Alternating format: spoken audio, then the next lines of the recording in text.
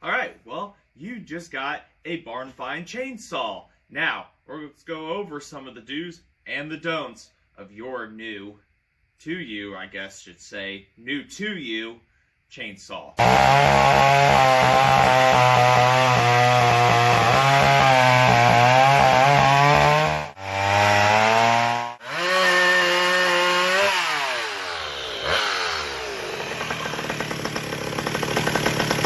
Let's take an example here.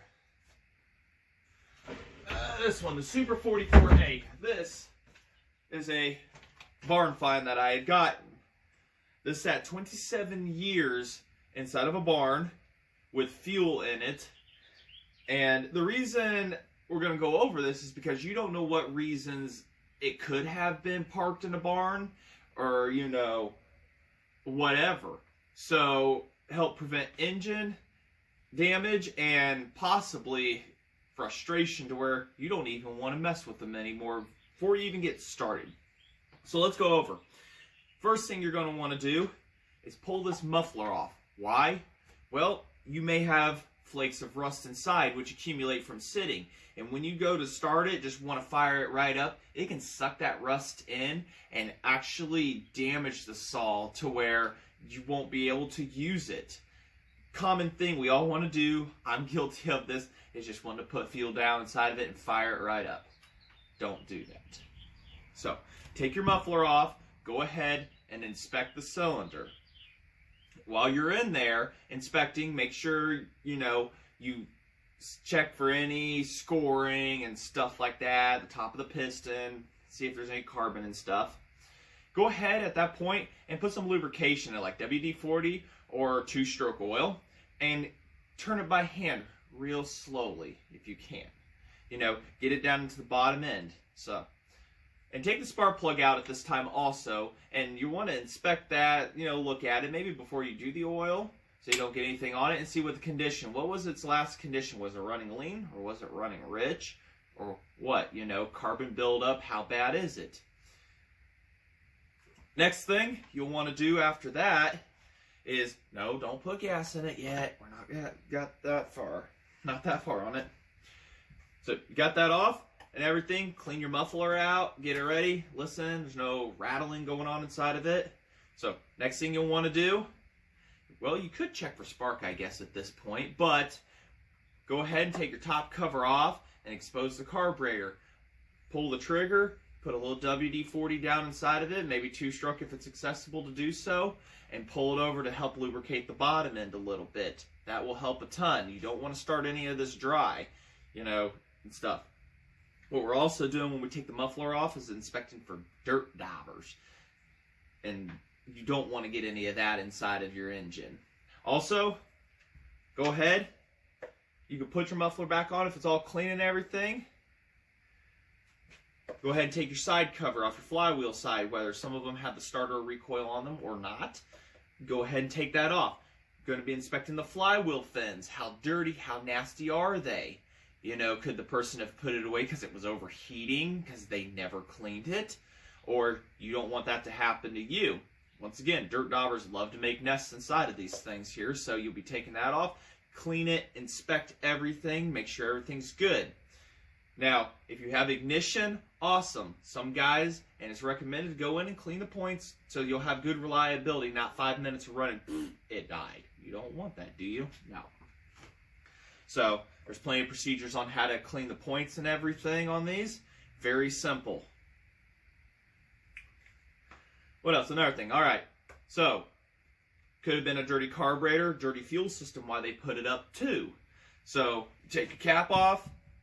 Check inside. These have a wick inside of them. They don't have a fuel line pickup on this model. So the wicks can get nasty and everything.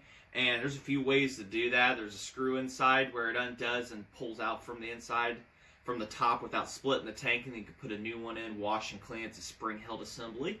Or you can split the tank in half if it's really nasty on the inside and give it a good cleaning and scrub. You don't want to suck that into, you know, tiny little particles into it or whatever.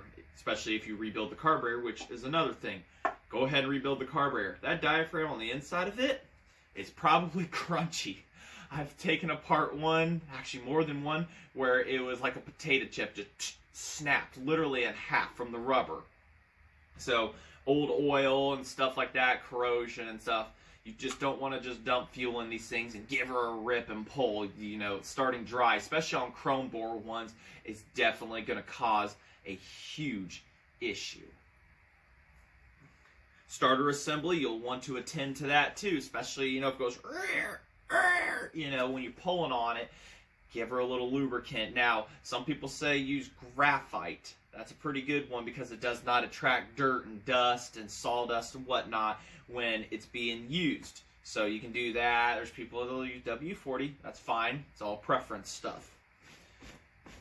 Check all your nuts and bolts and stuff on. Make sure nothing's loose or anything. Rubber mounts if it has it, you know.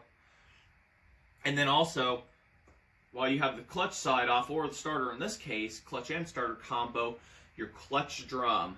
Don't forget about that. They have bearings in them. There's some models that have bushings, but they got bearings. You're going to want to clean that. Take your clutch off. Take your drum off. Clean and inspect. Replace parts as needed. You don't want to run a rusted bearing on a crankshaft and destroy it, because now you're in more of a world of hurt than what you started.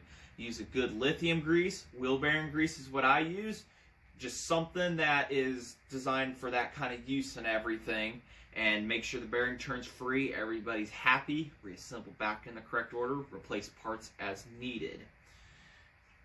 Also check your sprocket, whether it's good or not.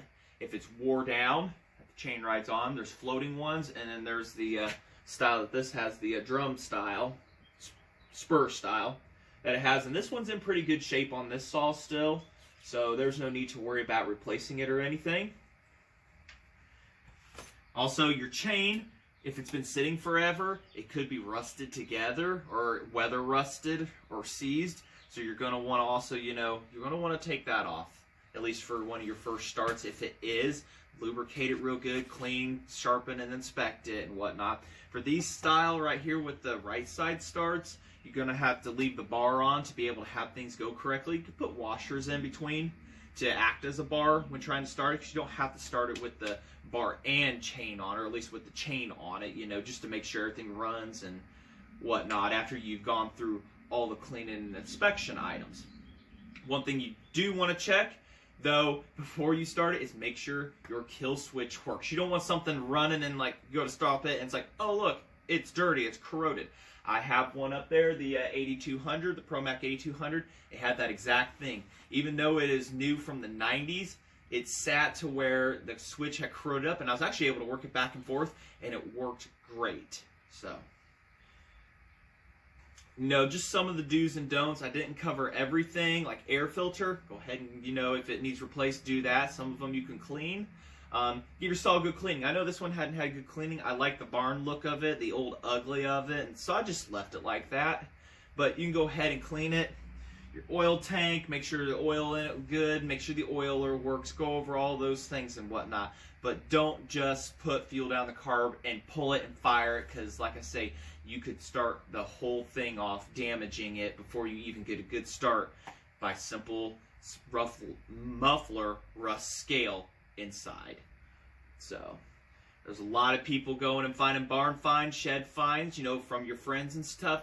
Go through and take that little bit of time to inspect everything that I've labeled, and probably more if you'll find it, like replacing starter rope if you want, and really so that you don't damage it before you get started. So I hope you like this video, and like I said, I'm trying to get more of me into everything here, so I'm seeing, just like I say, a lot of barn find saws coming out. It's been happening, but it's happening more and more, and you get people questioning, hey, what do I do? What's the first thing I should do on this? And I hope this video answers a few of those questions. If you like what you see, go ahead and like, comment, subscribe. We've got a lot of videos on the way and builds and stuff like that. We've got things with the racing saws hopefully to come up, building another one, modifying a Super Pro 125, and we still have that chainsaw giveaway that's going to be happening here soon. So I won't be making a post on Facebook about that video or nothing. For those that watch YouTube, you are the ones that are solely going to know about it, and it'll be during a video that I tell you the instructions. Not at the end, probably midway. So, just want to say, thanks for watching.